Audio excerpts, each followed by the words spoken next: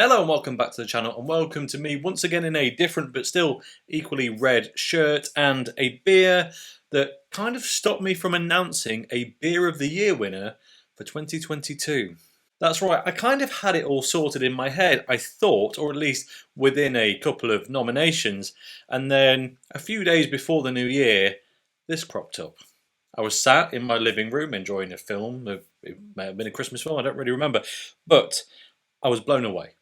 So much so I made a quick YouTube short about it to try and kind of, I guess, elbow in a excuse, because I do have a rule that I can only give the award to something I've reviewed, otherwise you're just taking my word for it without any real evidence. So yeah, I'll be honest, I wasn't really happy with that short. Yes, I just said it was fantastic, but you didn't get the full understanding of the beer, and therefore, well, I just haven't announced a winner, and maybe I never will, I don't know. But today we're going to find out, is this one as good as I remember? The reason I didn't just do another video the next day with a new can is because there weren't any more. They sold out. It was a super limited run batch and there just wasn't any left. It was that successful though, they have now done it again. What is it, I hear you ask? Well, this is from Blue Monkey Brewery, one of my favourite local breweries, and it is called Rum and Raisin Barrel Aged Stout at 6.5%. Yeah, that looks properly good. Well, I know it's properly good. I've had it and I had a very nice time with it. There is the question though, is that did I enjoy it so much because I was relaxed during Christmas and just having a nice time, or does this really stand up to be a Beer of the Year nominee and potential absolute winner? Well, that's what we're here to find out today. Before we break into it then, here is a quick look at the can. It's in the new kind of classic Blue Monkey craft beer style. This one's got the purple colourway, obviously because of the raisin element. There you go. That's goes out the date on the 21st of May this year. So about a 5 or 6 month shelf life on these things. But yeah, there we have it. Let's get into it.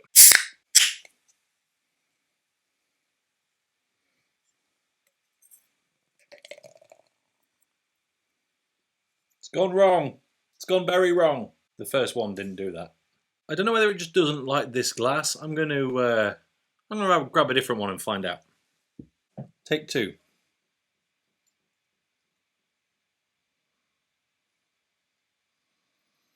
It is lively.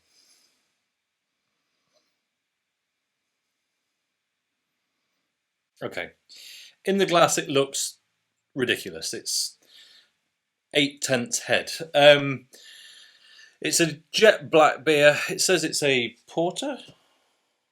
No, it's not. It's a stout. Ignore me. I've forgotten everything. It's a stout. It is jet black. It's doing the business in that regard. It's got a ample kind of it's beyond toffee. That it's almost kind of a biscuity brown head to it, and yeah, it looks very appealing. There's no light bleeding through. It's proper deep and dark, wonderful stout. But obviously, well, the pour head situation isn't a good one. That's all we can say. But on to, hopefully, some improvement. So, on the nose, it is damn good. It's got big, rich, fruity. It is a kind of, rich berry compote vibe, but there's some more distinct flavours. Now, I know it says rum and raisin, but I'm almost getting a bit of cherry out of this. It's really got that kind of super sweet and super almost sour nose to it. But I say it about a lot of beers, and it rings true for this. Black Forest Gatto. That's what it reminds me of. However, what I will say about this beer, whether it's got anything to do with the over-ambitious head, well, the fruit smells more real. There's more distinct notes, there's more variation. There's, as I said, sweetness, bitterness, a bit of sour almost, a bit of pithy aroma to it. But anyway, regardless of whatever fruit it is, it's joined by this kind of sweet, heat, boozy, just a little lick of something that you know is a bit extra to the beer itself.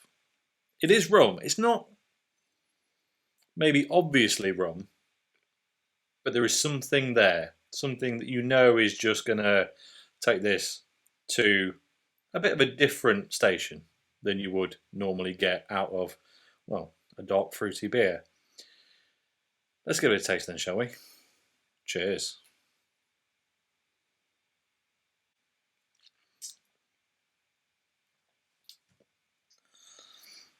Wow, it still delivers. Despite the fiasco on the pour, it's just big, rich, but the balance is there. It's a hugely flavourful beer, this. If you want something with hints of XYZ, probably not for you. This is smacking you in the face with the fact that it's got big fruit, big extra barrel aged properties, and it's not afraid to show it. But there's a lot of beers like that out and about these days. In fact, you could argue there's too many beers like that out and about these days with big over the top flavour profiles. But most of them don't quite balance it right. And this one, oh, it just does it so well. Right then, I want to pour what has now settled in the other glass into this one, and hopefully we'll have enough for a quick top to bottom taste test. So, initially, sweet, almost thick and luxurious. I mean, it's not a properly thick beer, it's not thin either, but the coating, the mouthfeel on it, absolutely stupendous. Up front, straight away, it's there. It's just going, this is velvet, and you're going to like it whether you think you're going to like it or not. And then the first third of the tongue, it's deep, rich, boozy. It's almost like black cherries, dark cherries. It's that slightly richer, slightly more intense, but at the same time, still fresh, still welcoming. It's not, you don't get sick of eating, dark cherries after a handful. You can keep going, and mid palate you start to get that kind of big fruit compote vibe. It just goes more than just cherries at that point. There's big heaps of fruit and a few little spice notes that just start to remind you that this isn't a regular fruited dark beer. It is barrel aged, it's rum barrel aged, it's just got tiny tips of the hat all throughout, all over your tongue. The fact that there's a bit of rum spice in here somewhere, and it's doing it the world of good. I'm not gonna lie.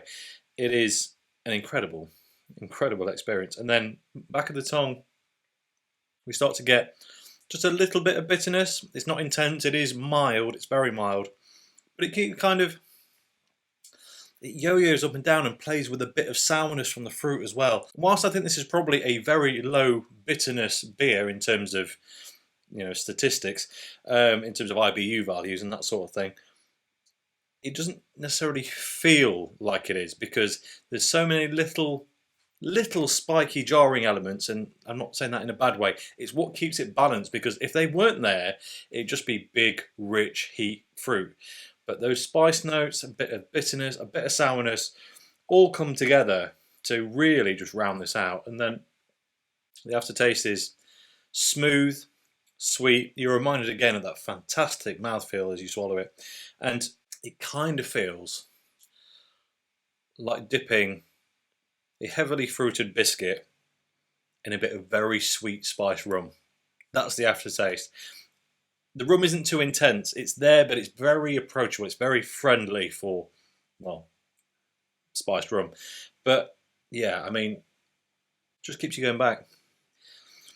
It's got elements of all sorts of things in this. It's kind of cherry bakewell, fruit cake, say Black Forest Gatto, fruit compote. There's loads of different aspects and loads of different ways to look at this.